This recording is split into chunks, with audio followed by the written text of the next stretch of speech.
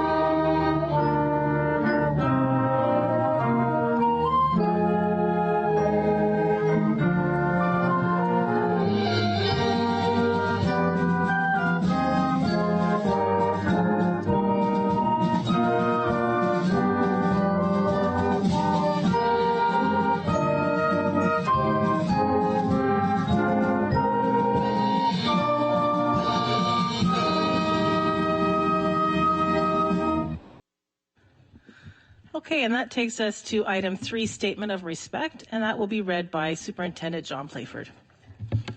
The Simcoe County District School Board is committed to creating a culture of belonging, engagement, and success for all through deliberate actions and an intentional focus in the area of diversity, equity, and inclusion. The Simcoe County District School Board of Trustees will conduct meetings in an inclusive, respectful manner that upholds the principles of respect for human rights and allows all members, staff, and guests to participate fully, regardless of race, religion, ethnicity, age, ability, and gender. And that takes us to roll call. This evening we have regrets from Trustee Lloyd, Student Trustee Perry, and Trustee Strawn. That takes us to approval of the agenda. Does anybody have any questions about the agenda? No? Okay, so we have a mover, Trustee Talbot. Do I have a seconder? Trustee Connors? Okay. And all in favor? Any opposed? And that is carried. Thank you. Are there any declaration of conflicts of interest this evening? Okay, I don't see any. We don't have any presentations or delegations, so that takes us to items for decision. And our first one is a staff report, and this is being presented by Superintendent Zidlowski, and this is the school year calendar 2026 and 2027.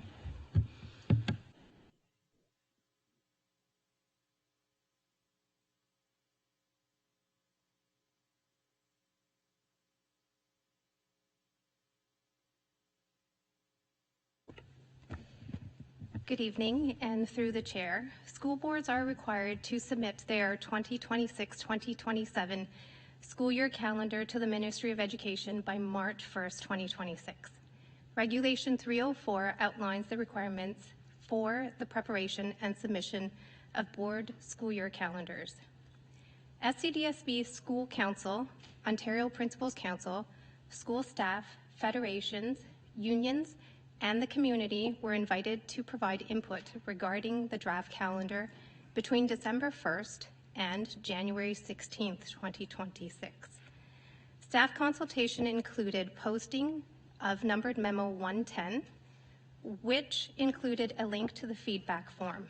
Appreciating the importance of consultation, the board's focus on public consultation included the following: an email invitation to over 57,000 SCDSB parents, guardians using School Messenger, a notification through PIC, school council, social media, school newsletters, school websites, and the SCDSB public website. Of the 57,000 notifications sent out to parents and guardians, we received 39,451 interactions. There were approximately 719 responses received through the various actions in the consultation process outlined above. The most common mentioned themes from the consultation included the start date of the school year and proposed professional development days in September 2026, March break and really the timing of March break, and the end of the school year. Of the 396 comments about the start date and September PD days, key topics included spreading PD days throughout the school year as a mental health and well-being break, preference for PD opportunities after elementary turnaround day, and concerns over sufficient startup time for staff. Of the 106 comments related to March break, many noted the close proximity to Easter weekend and suggested moving March break earlier in the month. And finally, of the 102 comments related to the last day of school, most supported ending the school year earlier in June, specifically on a Friday. The scheduling of the winter break and March break aligns with the Ministry's Education's recommendation and is consistent with our coterminous board's proposed 2026-2027 school year calendar. Consultation took place with our coterminous board, and I did count, 7 of the elementary and secondary PA days are in alignment with their proposed school year calendar. This will help in keeping transportation costs to a minimum. PA days have been placed to reflect commitments to collective agreements with EDFO and OSSTF and to align with requirements as defined in Regulation 304. There is not a lot of flexibility within that timeline. And with that, I would be happy to take questions. Okay, thank you. Do we have any questions? All right, Trustee Rafiq. Thank you. And through the chair, just one quick question. March break, are we online with kind of the general population in the province? I'm guessing we're the same as like the TDSB, the York region, things like that? Through the chair to Trustee Rafiq. Yes, we are in line with the ministry's recommendations with respect to March break. Okay. Any other questions? Trustee Bites. Thank you. Through you, Chair Grummett, to Superintendent Siflowski. Were there no comments about the cumulative task days or the feedback recovery improvement days? Through the chair to Trustee Bites. Comedy task days garnered 12 responses, and that ranged from days being extremely positive to families wanting continuous feedback throughout the school year, and rather than specific to the end of semester, but those were 12 responses, and the majority of them were positive. Excellent. Another question, Trustee Bites? Thank you. Through you, Chair Grummett, to Superintendent Sivlowski. When is grade 12 or secondary commencement graduation? I know we typically do it all on the same day. I'm just wondering, is it what day we have set aside for that for the next calendar? Through the chair to Trustee Bites, commencement days are not reflected in this particular calendar, as this is the one that will go to the ministry. We will be working on commencement dates once the school year calendar has been finalized. Okay, follow up, Trustee Bites. Yes, no, I just, it would be nice to have that date. I know I've heard concerns from staff in particular around the end of the school year, because there could be potential feedback, recovery, and improvement happening on those 3 days, like right up until, and then graduation is typically the next day. And I think logistically it causes a lot of craziness when there isn't, when you don't know if someone's graduating or not until the day before graduation. So I know that some places do a graduation in the fall, like in homecoming, and I don't know if that might be something to consider, or I don't know, I just would like a I hope that you can consider that and let us know as soon as possible how that will be, because I do think it certainly would be stressful for students and parents and teachers and everyone not knowing if you're graduating till the day before. So thank you. Okay, I think Associate Director Maltby is going to take that question. Sure, thank you. And through you, Chair, to Trustee Bites. So there is built-in time in between the feedback, recovery, improvement days and graduation, because we know that staff need time to organize that. A student would know well ahead of time, whether they're graduating or not during that time. So it's not a surprise to anyone. And the built-in feedback, recovery, improvement days would alleviate some of that worry as well. Okay. Any follow-up, Trustee Bites? Yes, thank you. Thank you.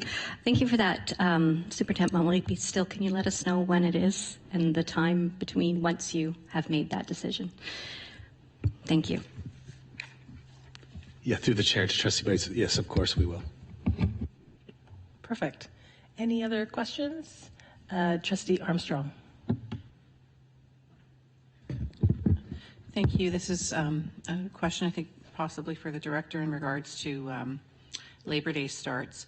A lot of, this March, the March break being so close to, well, Easter changes every year, of course, because of the lunar cycle, but the end start in June is directly correlated to the late start in September because it's the latest date that Labor Day happens.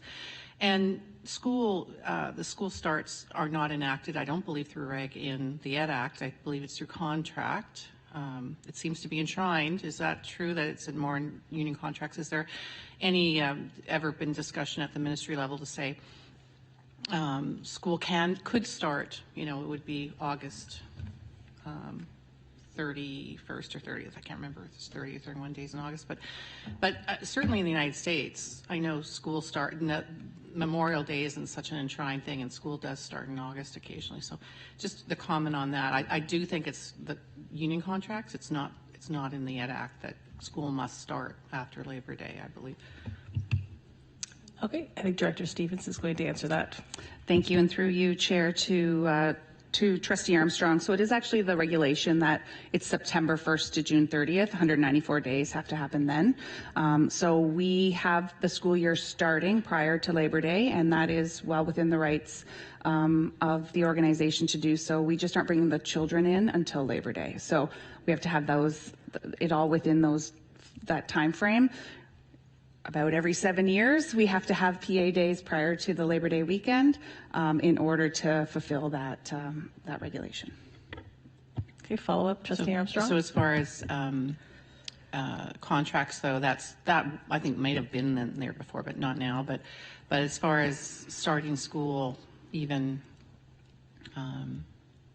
as far as permission from the ministry, if we wanted, there's just no way we could start at August 30th. Like the first day of school could be the 4th, I suspect, if you started school on the 1st. But again, I don't know, like, as you're saying, the PD day has to fall that early in September, and not to say that I'm not asking for any changes. I know it's been out for consultation and everything, but I'm just saying when we have such a late September start, we're going to have a late June finish, obviously. So it's unfortunate. It's every 7 years, but why can't school start on the last day of August for these issues?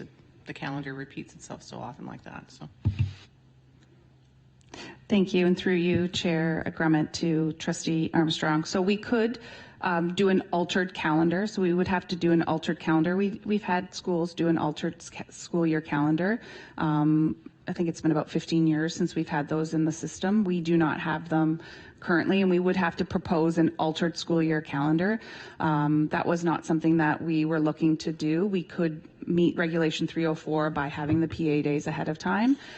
If we wanted to do an altered school year calendar, we would have to put that out for approval earlier and really look for more in-depth consultation, because it would significantly change practice for families. This way we have done it when this arises every year, this late Labor Day, having the PA days ahead.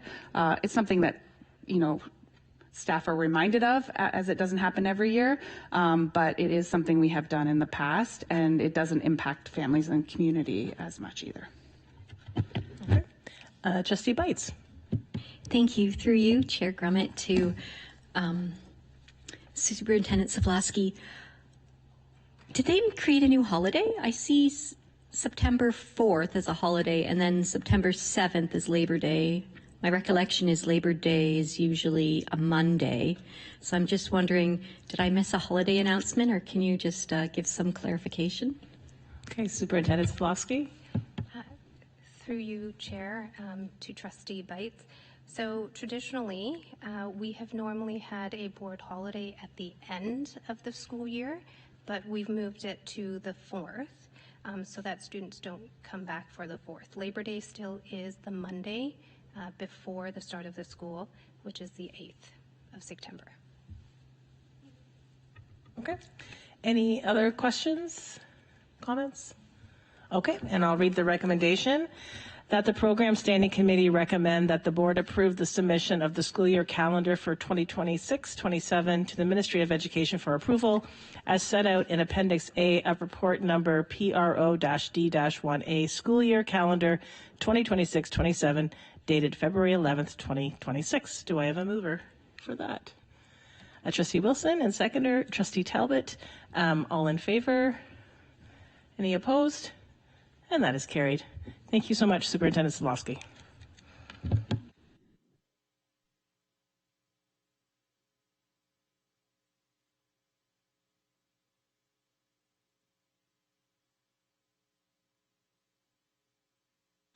Okay, and that takes us to items for information. And our first one is a staff report, Pro-I-1A, Black History Month 2026 System Update. And I will invite Superintendent Webb for that report, please.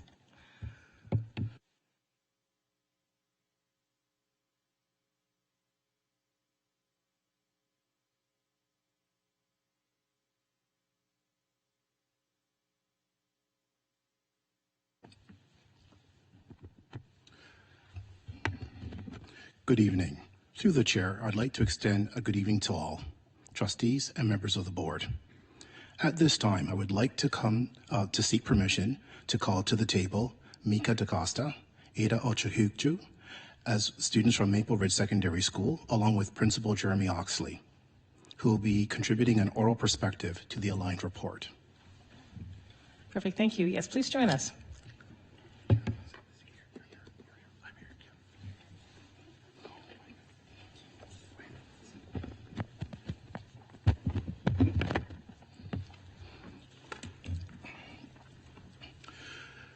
This evening's Black History Month system update affirms the Simcoe County District School Board's continued commitment to addressing anti-Black racism while celebrating Black history, identity, excellence, and student voice across our system. The national and provincial theme for Black History Month 2026 is 30 Years of Black History Month, honoring Black brilliance across generations, from nation builders to tomorrow's visionaries. This strongly resonates with the work underway across the SCDSB schools. This work aligns directly with the board's strategic priorities 2022 to 2027, particularly in the areas of diversity, equity, inclusion, community, and excellence in teaching and learning.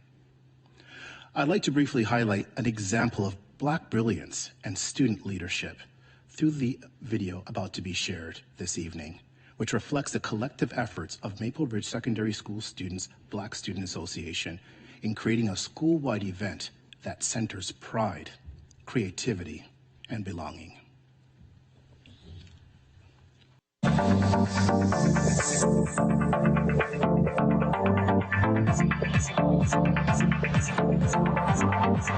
I'm Kamar Edwards. I am the graduate coach for Black students, and I'm here hosting this fashion show.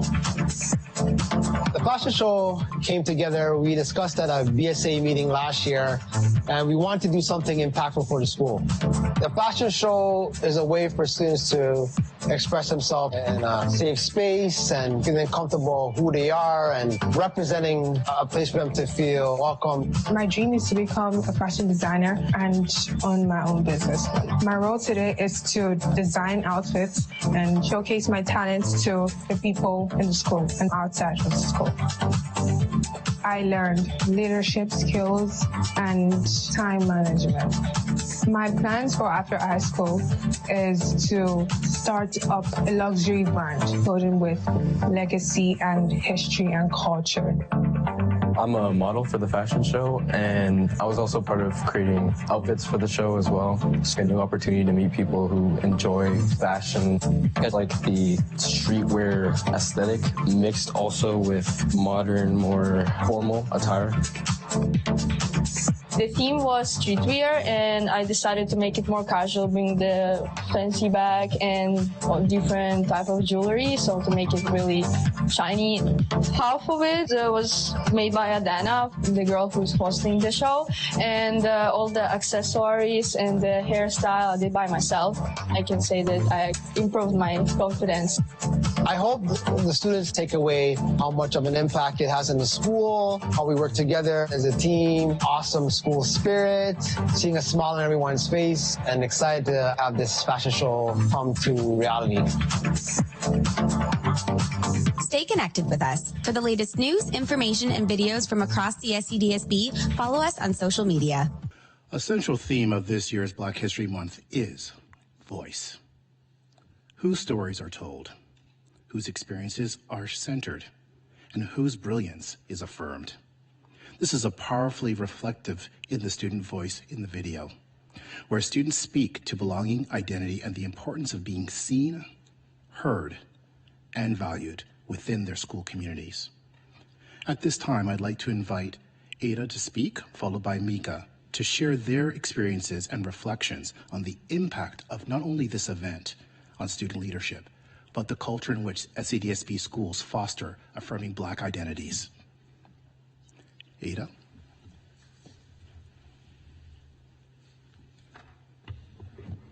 Good evening, chairs, trustees, and members of the board. My name is Adana. That's the full name of Ada Okichukwu. I am a grade 12 student at Maple Ridge Secondary School, and I am the vice president of the BSA Club. I have always been interested in fashion, but for a long time, I did not see it as an opportunity to express Black excellence. Over time, I realized that within the Black community, we hold so much creativity and talent. Through the BSA, I wanted to create space for that creativity to be expressed, especially through fashion, creative direction, and visual art. My dream is to become an entrepreneur and a fashion designer with my own brand, Adana. My goal is to create with intention, focus on quality, fabric, expertise, craftsmanship, and meaning, rather than just fast production or fast fashion. That is why I take the process seriously. I am not just building clothes, I'm building a legacy that reflects my heritage as a Black creator. Some of the designs shown on the runway were inspired by a blend of the Igbo heritage and European silhouettes. One of the outfits tells a story of balance, honoring tradition while moving confidently into modern spaces. This recent outfit, personally designed and handcrafted by Adana's creative director, me, and I'm talking about this outfit, tells a story of power. Creating this piece taught me that intentionality and quality work are power in themselves. As my 5th original design, I'm incredibly proud to wear it and showcase my growing talent. Maple Ridge became a testing ground for my dreams. With the support of the BSA team, the Adana production team, and the models, I was able to bring my vision to life and share it with the school community. I would like to give a special thanks to Ms. Kane, Mr. Oxley, and Mr. Kamara for giving me the opportunity to showcase my work and for supporting me throughout this journey. A special thank you to Ms. Kane, who consistently encouraged me, showed up in unexpected ways, and even helped me provide materials used in the show. Her support meant more than words can express. Thank you as well to my parents and to God for the vision, originality, and strength that made this possible. Lastly, thank you to the board trustee for inviting me to speak about the show and the impact of Black excellence within our community. This opportunity shows that the system is listening and that representation and creativity matter. Thank you. Okay.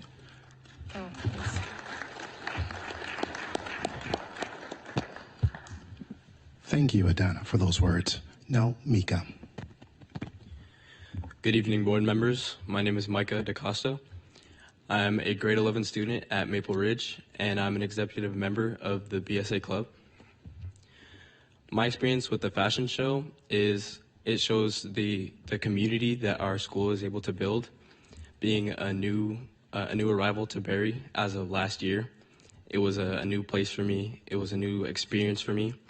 But Mr. Oxley and Mr. Kamara were able to create BSA, which was a comfortable and safe space for me and other Black students at our school. And I really appreciate the experience that I got to be a part of something so great. I appreciate Black culture as a whole, fashion, expression, everything that we were able to show through the fashion show and everyone involved was profound. And I want to express my gratitude for the experience and everything that I was involved with. And again, another special thanks to Mr. Kamara and Mr. Oxley, and to Ms. Kane for her continued support. Even though she moved schools and she is no longer directly involved, she's still able to show her support and to show up for us. Thank you.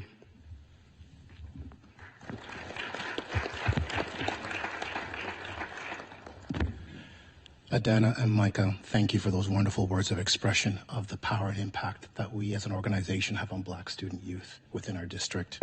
I'd like to further go to add that across the system, schools continue to engage students in authentic curriculum-connected learning that centers Black Canadian history, excellence, and contributions across multiple disciplines, including the arts, athletics, leadership, science, technology, engineering, and mathematics.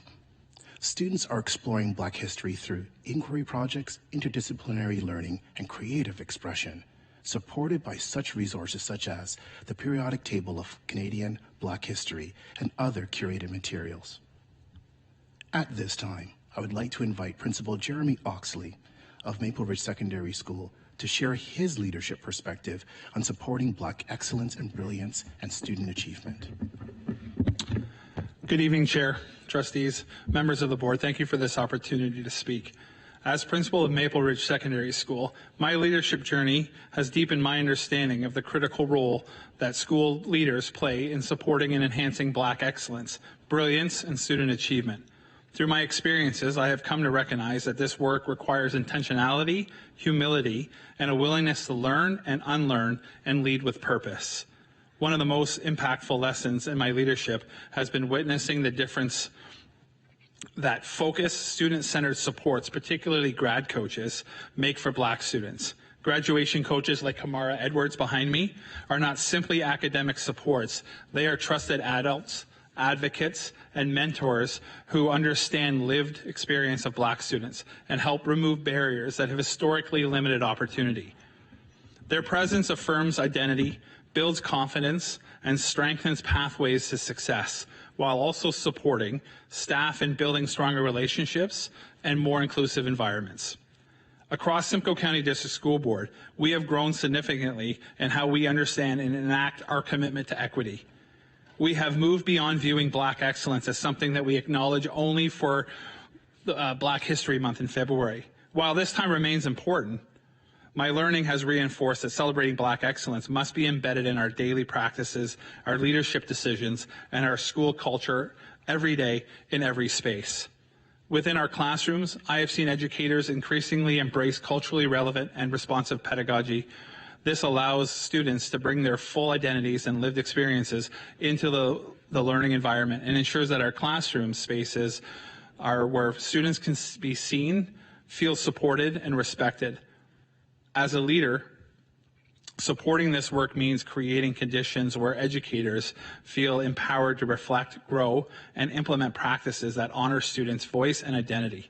Beyond the classroom, our school communities continue to engage meaningful opportunities to celebrate Black history, culture, and leadership, such as Juneteenth celebrations and recognizing influential Black Canadians such as Dr. Wanda Thomas Bernard, whom we hosted or had the privilege of hosting at Bear Creek.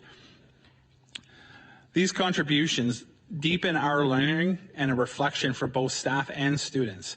In addition, the SCDSB continues support of the additional qualification courses in anti-Black racism, has reinforced my own learning as a leader and strengthened our collective capacity to improve classroom practices. Through a leadership lens, I have learned that this work is not an initiative or is not a moment in time. It is an ongoing commitment, a commitment to listening, to action, and to accountability. By centering Black excellence, brilliance, and student achievement in our leadership practices, we've moved closer to building school communities where Black students feel affirmed, supported, empowered, not to succeed only in graduation, but well beyond. Thank you.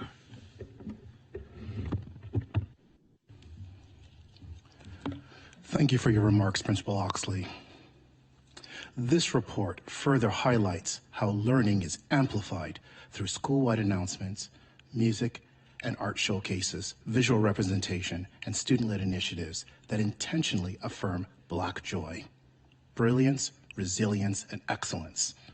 The efforts ensure that Black students see themselves reflected positively in their learning environments, while all students deepen their understanding of Black history and contemporary realities. This work is strengthened through community partnerships and professional learning, with schools collaborating alongside Black educators, families, and community organizations to build culturally responsive and anti-racism practices. Importantly, Black History Month at the SCDSB is not a standalone event. It is part of a year-round commitment on behalf of this board and the senior team to ensure that we are addressing systemic barriers, improving student outcomes and achievement, enhancing student belonging and voice, and advancing equitable outcomes, including continued alignment with the Ontario Human Rights Commission, TREAM's delayed report. In closing, this report is presented for information and affirms the board's continued commitment to Black excellence, human rights, and educational equity across the Simcoe County District School Board. And with that, thank you, and over to you, Chair. Excellent. Thank you so much. That was very inspiring and wonderful, and I look forward to seeing, Dana, what else you do, because that fashion show was pretty incredible. So thank you for joining us tonight and sharing your insights. So with that, do we have any other comments or questions? Trustee Bites.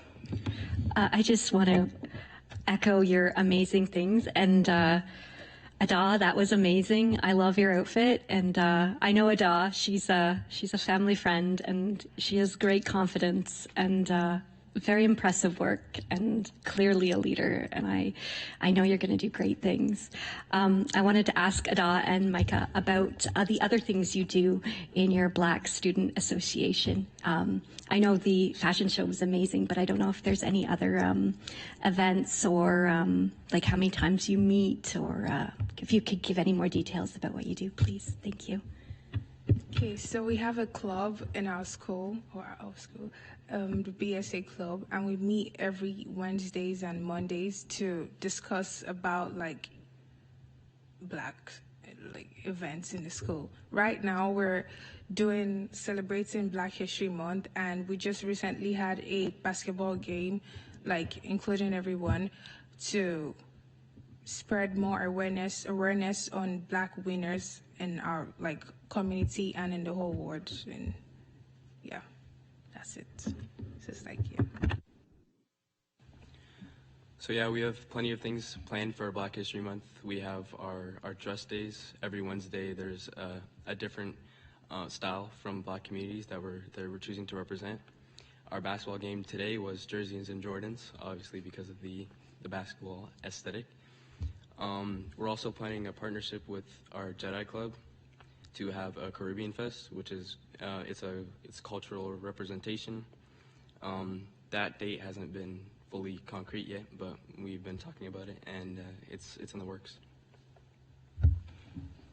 Just thank you so much for sharing more. I love hearing about it.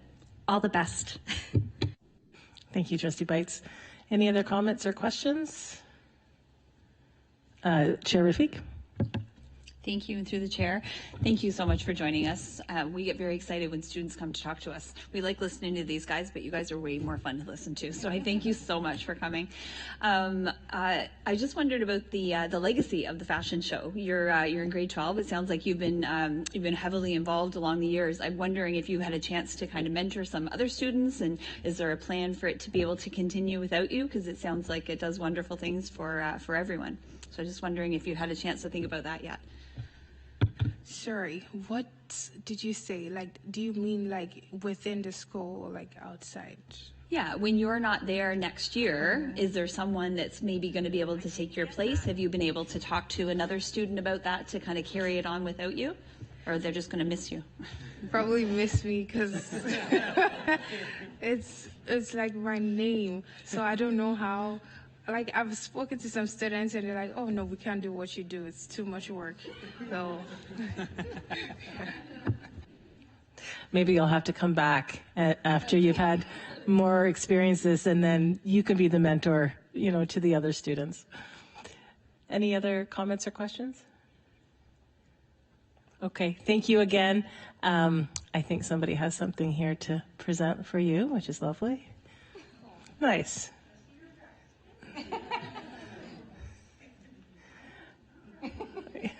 Very nice. Thank you.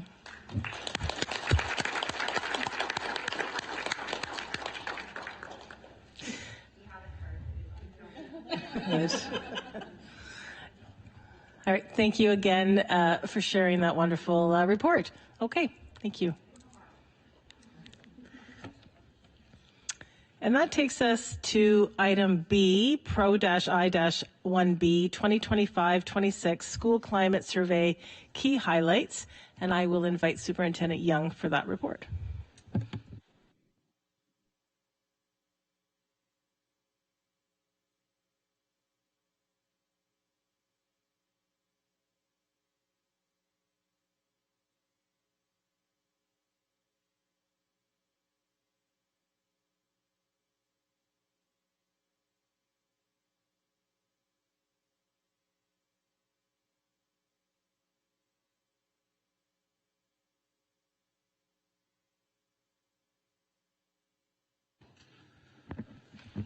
So I'm working with new technology today.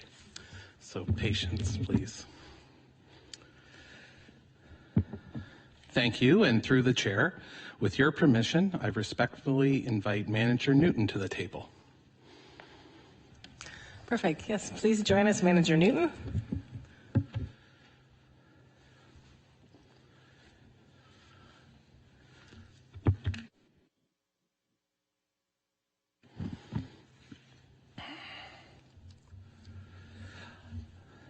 As I always do, I would like to thank Manager Newton for her expertise and insight related to the administration and analysis of the 2025-2026 School Climate Survey.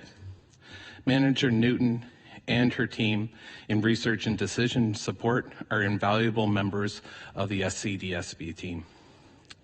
It's exciting to have the new School Climate Survey data to further expand and refine our board and school actions as related to positive school climate. Last year, we invited school administrators from different areas of the district to highlight their school level actions connected to their school climate survey data. They expertly outlined their work through the School Action and Equity Plan. Thank you again to Julie Renison from Innisdale Secondary School, Melissa Mortimer from Nottawa Elementary School, and Alyssa Bowie from Ferndale Elementary School, now principal at Oakley Park. As a reminder, school administrators include input and support from staff, students, parents, guardians within the School Action and Equity Plan process. Those voices and school-specific data are used to develop goals. School climate survey results are one of the key data sets used by school administrators. School administrators focus their leadership strategies and the steps they will take in their schools to explore the data in depth. In addition, they develop and use school-specific surveys, focus groups, conversations, observations, and forums. The presentations last year also identified how administrators are monitoring the impact of the work and their next steps. It is important to highlight that the Research and Decision Support Team builds capacity for administrators and extends data coaching sessions to schools, as well as fulfilling all data requests initiated from schools to further their explorations of the climate survey results. From our presentations last year, we observed that the work happens in our schools. This work has been going on and consistent within the Simcoe County District School Board. I'm excited to share the results and celebrate the successes from this work by our staff. The report is included in your package. I will be highlighting the key trends. To begin, we are pleased to have an increase to the overall participation since our last survey. The findings are shared through each of the strategic priorities.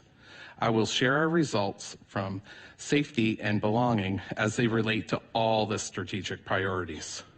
Overall, the results have seen improvements. Please note, some questions are not available for the trend data as they were not included in the 21-22 survey, or not asked in a specific panel. We have endeavored to be responsive to the requests for additional data points, and the evolution of the survey has ensured we have fulsome data to use. Under the strategic priority of well-being, our students' outlook towards their future is consistently improving, and their growing confidence is evident. Under the strategic priority of diversity, equity, and inclusion, our students continue to be exposed to authentic learning experiences related to Indigenous peoples, various cultures and identities, and people with conditions or disabilities. Under the strategic priority of community, our students feel welcome, proud, accepted, and have a sense of community with the adults in our schools. In secondary, our students feel their teachers set high expectations. Under the strategic priority of excellence in teaching and learning, our elementary students feel they can learn from their mistakes, are open to new ideas, and have confidence in their abilities to problem solve. In the secondary panel, resilience and leadership are evident for our students. They feel heard and can show what they have learned in multiple ways. They feel encouraged and embrace opportunities to improve their learning.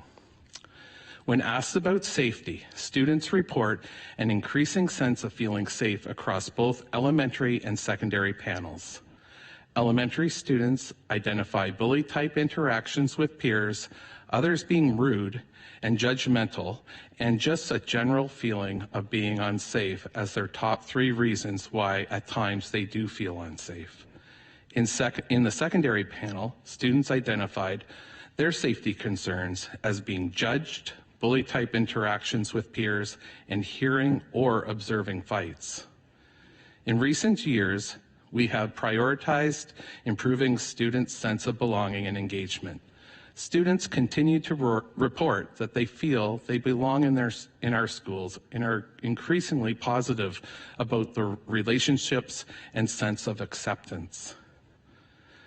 This report will guide how we, as a board, support schools in using the data to inform and focus their actions through the School Action and Equity Plan process. Our commitment to improving outcomes within the Simcoe County District School Board strategic priorities continues to be a key priority. I am excited to say we are all making a difference. And with this, we are open for questions.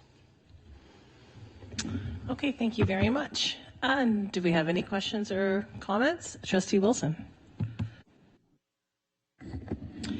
Yeah, through you, Chair, to Superintendent Young. I looked through this, and it was really nice to see that things are moving in the right direction, and that that just even some of the responses are that high. So that was that's really encouraging. So just wanted to point that out. So that's great. Thanks. Okay, thank you. Any other questions or comments? Trustee Rafiq and then Trustee Bites. Thank you very much, and through the chair. I just wanted to say, kind of similarly to Trustee Wilson, obviously is really excited to see the increase in overall, and to see such high numbers. It's really obviously very encouraging. And I just wanted to say too, I really appreciate the I'm sorry, I have a headache as usual, and my words are not coming to me. The attention to the answers to the questions that we get. I have in my bag all the time a button that I received as a volunteer many years ago. It says, "I care." It was because one of the questions on the survey was, "Is there an adult in the building who cares about you?" And our answers were a little bit low on that for kids that felt that way. And so there was a really big focus on that in the board for many years. And part of that at the school I was at was a lot of different people were wearing "I care" buttons that the students had made. And I was a breakfast mom at the time, and they gave me one because they said that I was involved in that. And I just really remember that as something that came from the survey. I saw it in action for years to come, and then I saw the answers and the numbers go up in those answers. And so it's just really, really nice to be able to see those things happen. So I thank you for bringing us these numbers and for all the work that goes in behind them to make them happen, for sure. Thank you. Okay, Trustee Bites. Thank you, through you, Chair Grummett, to our wonderful presenters. Thank you for the year-over-year data. It's really great to see. It's so much more meaningful to see when you can compare it. I know that we're always changing the questions and we don't always have that. And I love the visuals you showed. Is that in our package? Is that in our online package, or can I get a copy of it? It's on the, okay, because I didn't see it here. Okay, wonderful. I figured that was the answer. No, obviously, I really liked that you gave us the information we asked for last year, like why they feel unsafe, especially in secondary, because they feel judged or bullying or witnessing fights. And I think that that's really critical answers. I know you dive deep with the specific schools, and I would just ask, I don't know if there's an opportunity for trustees to get some insight into their specific schools, the plans going on, or I don't know if that's something that can be done, or just have a conversation. I don't know. Anyway, thought I'd ask if that was possible. Okay, I think Director Stevens will speak to that. Thank you, and through you, Chair Grummett, to Trustee Bites. Yep, during your school visits, you're welcome to ask principal specifics about what they're doing. I know you have a couple of superintendents that would set up those visits with you when you're looking to doing that. Okay, Trustee Foley. Thank you, Madam Chair, and through you to Superintendent Young. Great work, great improvement. Wonderful to hear. I'm glad that everybody came together and listened and dug deep into the information and has come back with such good results in so many different levels and so many steps. So it's a remarkable change, 70% improvement just in safety alone. Never mind the other good areas where there's been improvement and significant rise. So thank you for everything you've done, and hopefully next year those numbers will even be better, but great work for everybody involved. Thank you. Okay, any other questions or comments? Okay, and I would echo, I think everybody was very happy and the numbers are great, and I love that we've had an increase of participation because that's important, because then we're hearing from more of our students. So, and I would echo Trustee Bites, it's great to really see that comparison with year-over-year data. So thank you for that work and for that report. And that takes us to Staff Report C, Pro-I-1C 2024-25 Aqueo Achievement Results and Trends Over Time. And I will invite Associate Director Mulvey for that report, please.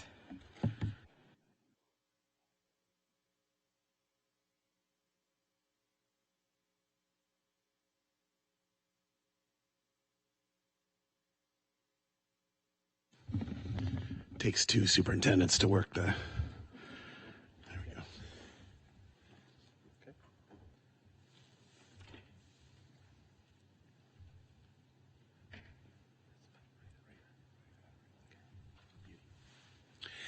Thank you. And through the chair, with your permission, I'd ask Manager Newton to please join me at the table to assist with the presentation. Of course. She should have just stayed. That's your steps. All right. Thank you. Yes, please join us.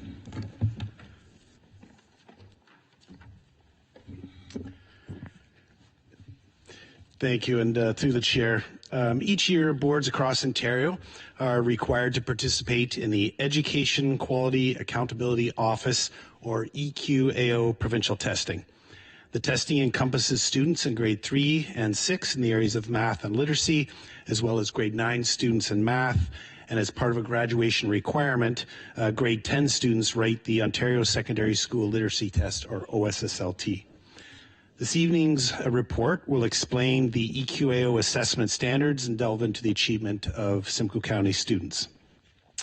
EQAO reports student achievements through levels, and those levels are 1, 2, 3, or 4. And for the sake of tonight's presentation, I'd like to focus those levels as they correlate to the actual grades that students achieve. And so just to be clear, a level 1 would correlate to a D range grade, a level 2 correlate to a C level range, a level 3 is a B level grade, and a level 4 is an A level grade within that range. So just to be clear about that. Please take note of the EQAO appendix included in the report as it outlines each of those levels and grades and what they mean. The province has established that grade level of a B is as the provincial standard. And so when I look at the chart in the appendix, it gives the level, gives the grade correspondent, as well as the percentage, and then it describes how the student demonstrates that specific knowledge.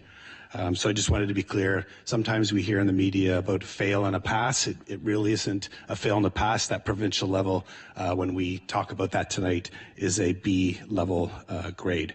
But what the provincial standard does do is it does signify the level of preparedness for work in subsequent grades. This slide outlines each assessment from EQAO and what they assess. And again, please think of the assessments as they occur in grade 3. It really is a primary assessment, so all the work accumulating through the primary years is culminating in that grade 3 year, and same with grade 6. So it is more of a junior assessment than just grade 6 alone.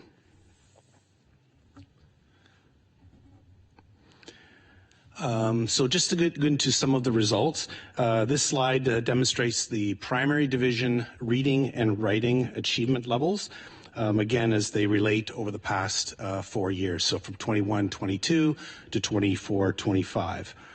You can see that reading in this level has maintained throughout those years at roughly a 70% of primary students achieving a B or an A, while 30%, roughly 29%, I guess exactly, achieve in the C range, and 1% of students achieving in the D range. Same thing with writing. You can see over the course of the 4 years a slight decrease to 57% of students achieving in that A and B range, 37% achieving in the C range, and a slightly upward trend of 5% achieving in that D level range. When we hit the junior division, results are a bit different. We see an upward trend in of 82% of students, again, achieving in that A and B range. And while in writing also indicates a similar upward trend for the students achieving in that level. In the math, continued to level out with 59% of students achieving an A or a B, while 30% of students achieve a C. Junior math differs slightly with a 48% of students achieving an A or B. And then when we look at grade 9 mathematics, there has been increase to 50% of students in grade 9, again achieving that level A or B. And then OSSLT, which is a bit different, but it has increased and slowly is trending upwards to this year to be 85%. So those slides that I just went through, each of those years is what we call a different cohort of kids. So the 21-22 grade 3 class obviously isn't the same as the 22-23 grade 3 class. They're a different group of students that are being assessed. So what I thought I'd show you tonight is what we would call cohort data. So thank you to Manager Newton for organizing the data. So what you see on this slide is the same group of kids. So cohort from grade 3 and where they end up in grade 6. And so I'll kind of explain how those numbers work. So this cohort of grade 3s that wrote the EQAO in 2020, 21, 2022, this graph shows where they were or are in their grade 6 achievement levels in EQAO. So not roughly, 65% of students who achieved a level A or B in the grade 3 testing maintained a level 3 or 4 in the grade 6 testing. So that's the black box on the left. 17% of those students went from a level C or D and improved to an A or a B. As well, 7% of those students then decreased. So some of those students that were in a level A or B then went to a C or a D. And then the far blue box, the 11%, signifies students who are approaching or on the cusp of a level B. So those would be kids that are achieving like a C+. So that is for grade 3 to 6 reading, and then the same chart on the right for writing. So those grade 3 students, 56% maintained a level 3 or 4, A or B. 25% increased from a C or D up to that level A or B. 5% dropped from their current level of B or A, and then 14% are approaching that level B. And if we apply the same to mathematics, so grade 3, 42% maintained from grade 3 to grade 6, 6% rose, while 18% decreased from a level A or B to a level C or D, and a large portion of students, 33%, are on that cusp of attaining a level B. And on the right, because we have the mathematics EQAO assessment at grade 9, we're able to track grade 6 to grade 9, and you can see that 39% maintained that level B or A, 13% rose to that level from C or D, 8% drop back down, and then there are 40%, if I'm reading that, I don't have glasses, so 40% are on the cusp of achieving that B level in that assessment. So we do see gains in achievement with students. We recognize there's always work to be done, and we continue to work with our central supports to embed our actions and monitoring into our school action and equity plans. And with that, Manager Newton and I would be happy to take questions. Okay, thank you very much. And do we have any questions? Trustee Bites, take it away. Thank you, Chair Grummett. Very interesting I love EQA data. I know a lot of people think it is not worth anything, but it is so good from a system-wide level, especially as a trustee, to get a snapshot of how people are doing compared to how they were before. And thank you for that. It seems like, you know, we're still struggling with writing and math in particular. And I know we've done a lot of work, and I'm just wondering, I loved the cohort data. I thought that was really good, very interesting to see. Is that the first time we've done cohort data? Yeah, thank you for that. That was fantastic. It'll be interesting to really see the year-over-year cohort data trends. If I have it, just to, sorry, I love the numbers. Anyway, I think this is good. Generally, you know, obviously, there is always room for improvement. The one thing that I wondered is when you say, I love how you compared it to the grade levels, or Associate Director Maltby with the A, B, C, D. I thought that was fantastic. And it made me wonder how this compares to the actual grades they achieve in this. And I don't know if that's something you look into or if there's a big discrepancy. I know there's concerns about potential grade inflation in some areas, maybe not our board, but some areas. And I was just wondering, comparing those might really illuminate. Anyway, that was a lot of questions and comments, so feel free to do with it what you will. Thank you. All right, Associate Director Maltby, I think is going to take that on. Thank you, and through you, Chair, to Trustee Bites. So that is an interesting question you ask about the report card. So, and I like the words you used.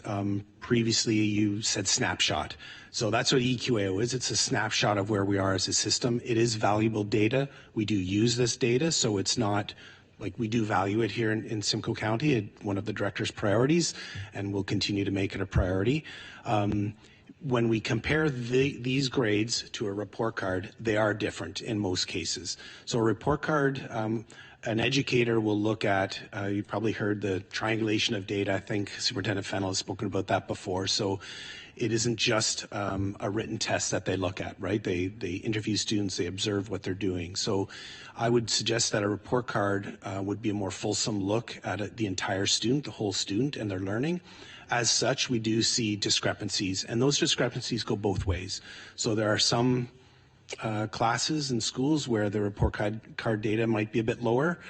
In general, though, the report card marks would be a bit higher than what the EQA achievement would be, just because we look at the whole student.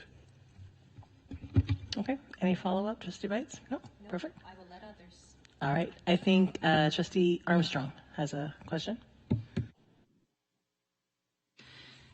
The EQAO results or the testing, it's interesting. I mean, we're getting close to 30 years of this.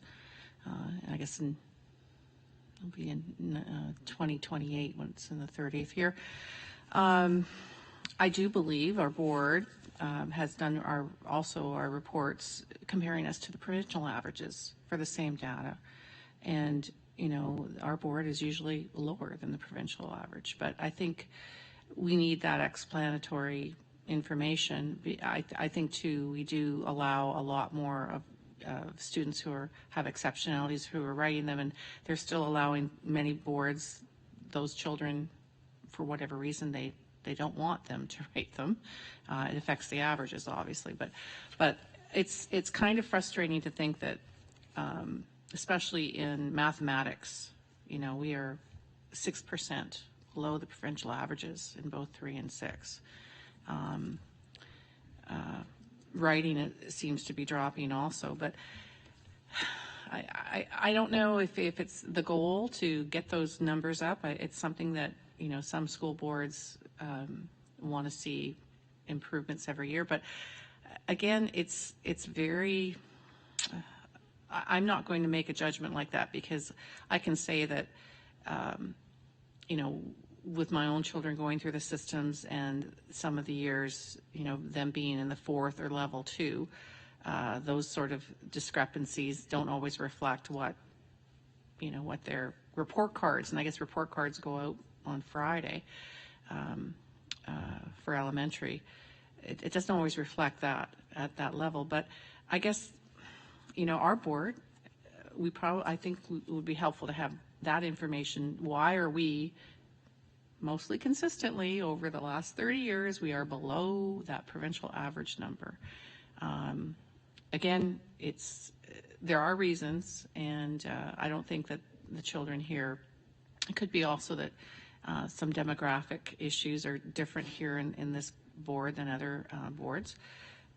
And I know compared to separate boards, typically the separate boards, their numbers are usually higher. They're the ones that I think exclude a lot of their students. But I've not really seen too much of that information reflected in the report. Okay, Associate Director Maltby. Sir, thank you, and through the chair to Trustee Armstrong. So yes, I'd like to recognize, as you had said, that provincial average.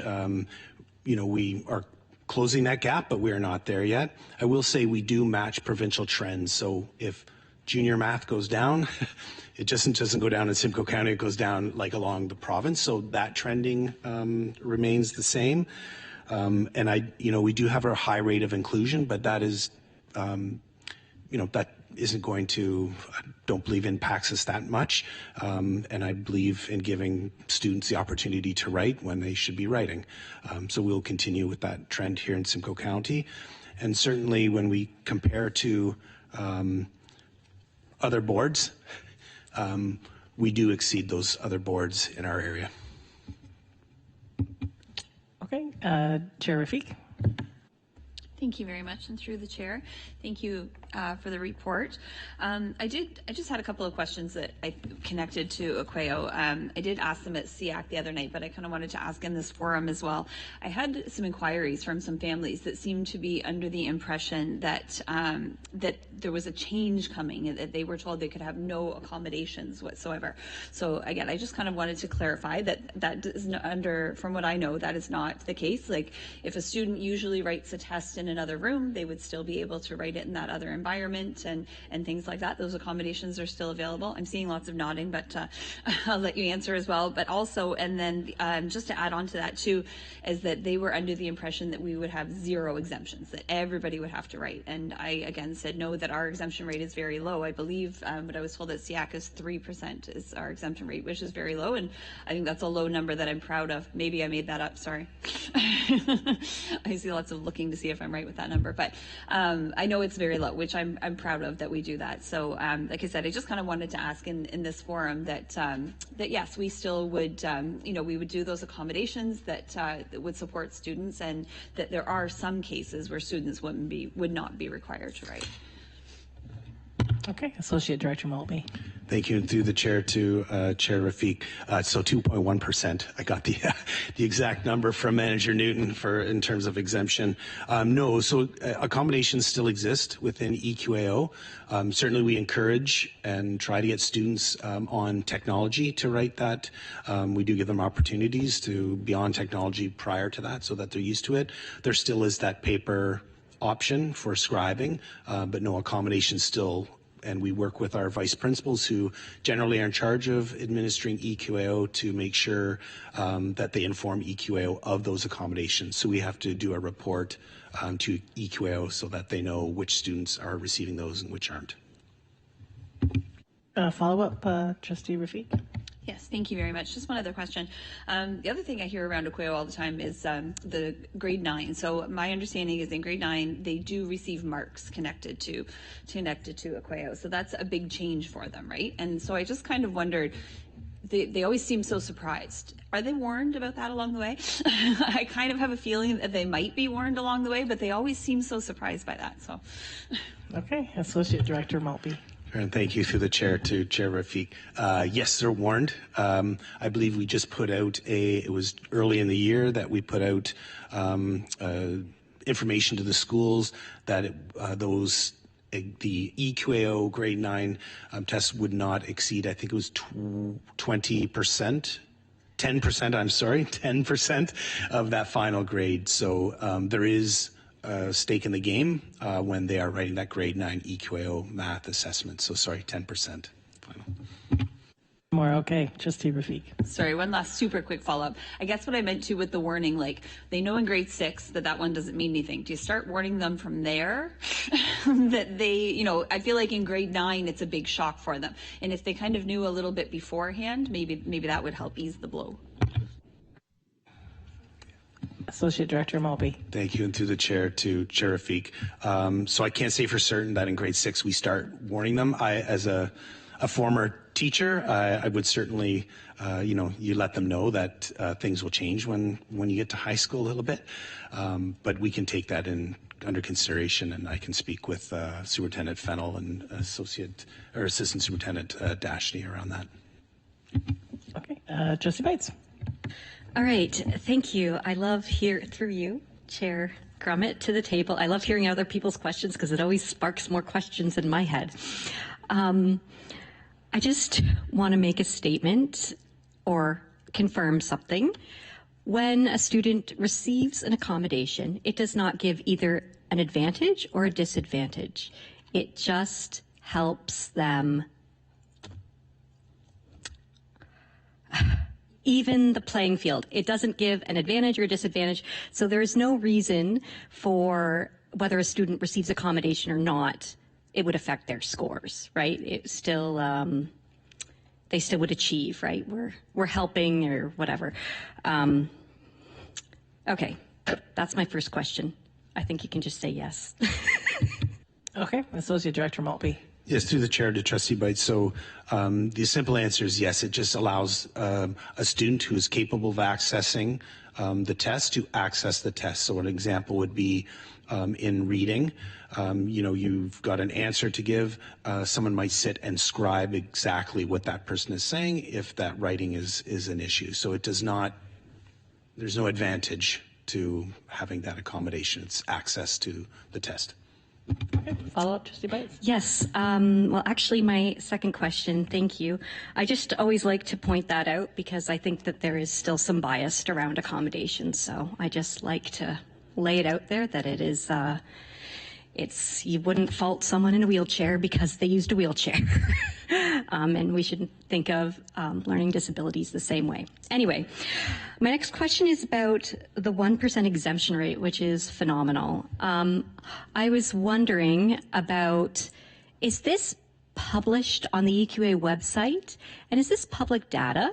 Does everyone have their exemption rate posted? And then are they compared? Like, for example, I know the Minister of Education is very concerned with EQAO. Is he also looking at exemption rates? Because I would think that maybe if you're trying to skew the data, the most important thing is that every kid get an opportunity to write this and have the chance to demonstrate, and help the efforts of improving education generally.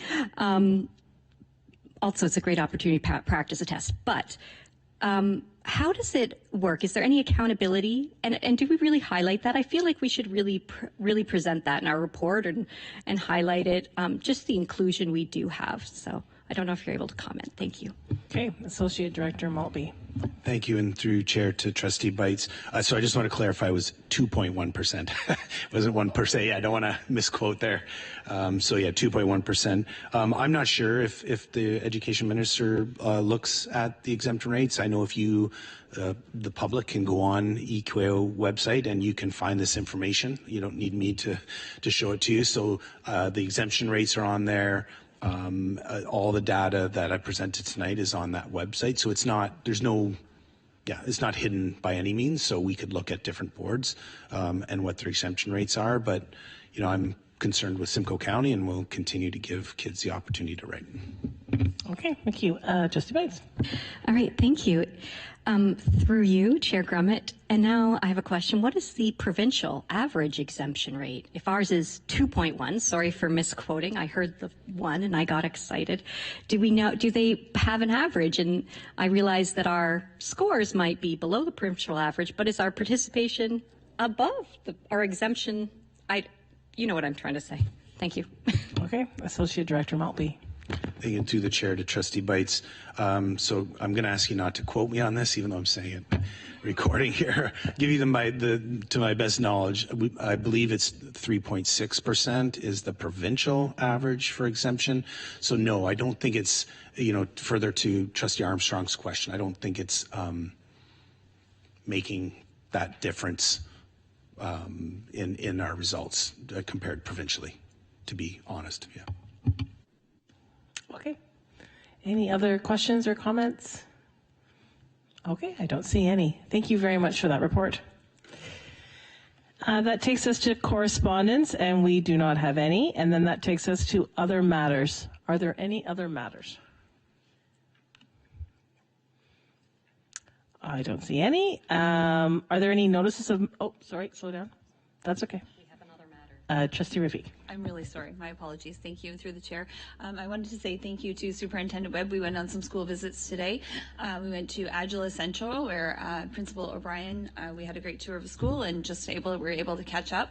And then we went to Tosranio, and Vice Principal Davidson gave us a tour. And you can see Superintendent Webb has a heart on him. I didn't pin mine on, but we were very authentically given these by students. We were in one class, a few classrooms where they were getting ready for Valentine's, and they were making Valentines. And I will say the vice principal, I believe she got 3, and she got hers before we did.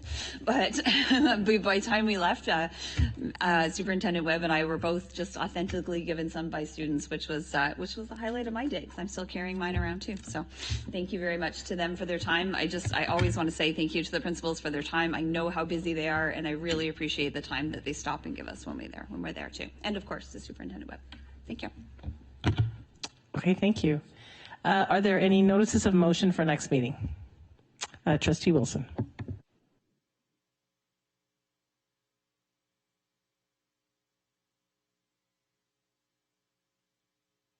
Thank you. Through you, Chair. I have created a motion for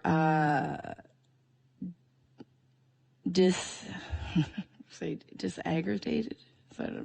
Am I saying that right? Yes, suspension and expulsion data for equity accountability. So I have, whereas the Simcoe County District School Board is committed to equity, inclusion, anti-racism, and the provision of safe, supportive, and inclusive learning environments for all students, as reflected in board policies, the work of the Human Rights and Equity Office, and responses to the Ontario Human Rights Commission's Dreams Delayed report, and provincial requirements under the Anti-Racism Act and related regulations. The Anti-Racism Act and Ontario Human Rights Code recognize the importance of collecting, analyzing, and using identity-based data to identify and address systemic discrimination and inequitable outcomes in public institutions, including school boards. And whereas disproportionate rates of suspensions and expulsions affecting Black, Indigenous, and other racialized, I've just put in there BIPOC, and equity-deserving students have been identified across Ontario as systemic concerns with significant impacts on student well-being, belonging, and educational outcomes. And whereas transparent, disaggregated suspension and expulsion data is necessary to support evidence-based governance, policy review, equity action planning, and accountability to students, families, and the broader community.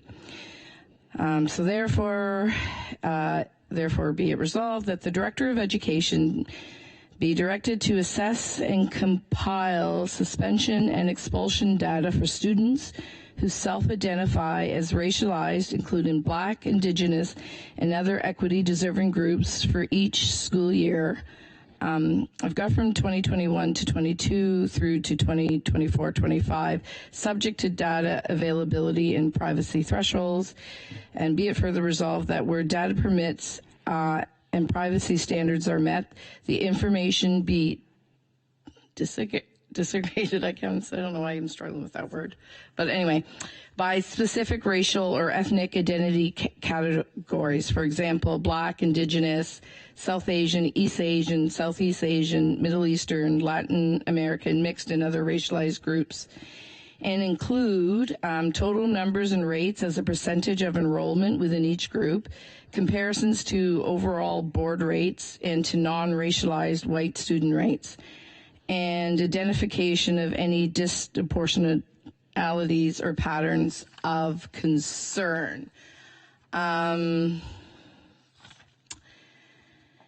And to be further resolved that the assessment utilize available and appropriate data sources, including voluntary student census or identity-based data, safe schools reporting, Ministry of Education submissions, and other relevant records in compliance with the Municipal Freedom of Information and Protection Privacy Act and board policies.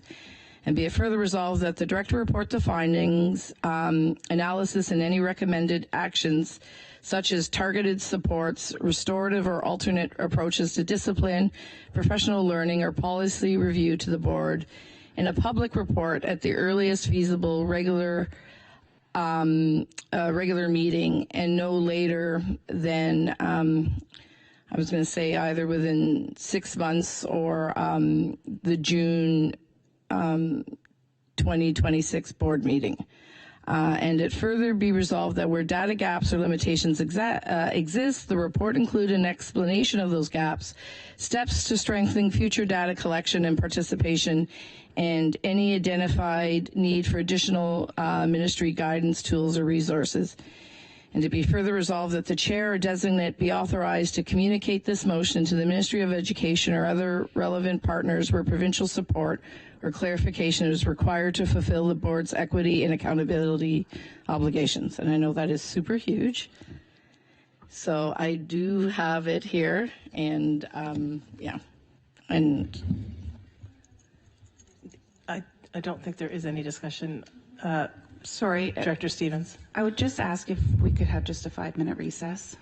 Okay, sounds great. Let's take a recess, 5 minutes. We'll be back at 7:30.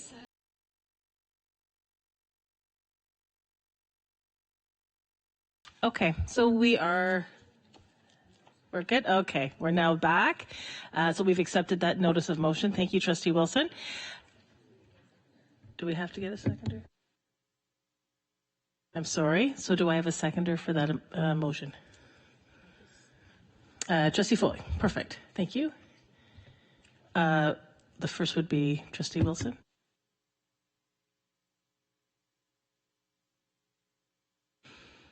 Okay. We do have an item for close, so we will go into closed session after this meeting. Yep, we were just notified. So we will just take a few moments to prepare. Pardon? Sorry. Throwing me off my game here.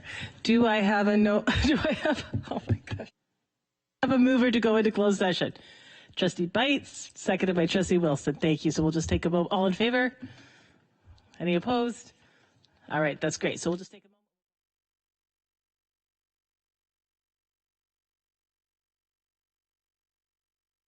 Okay, we are back into our public session for the Program Standing Committee, and we are now at the adjournment. Do I have a mover for that? Trustee Bites, seconded by Trustee Wilson.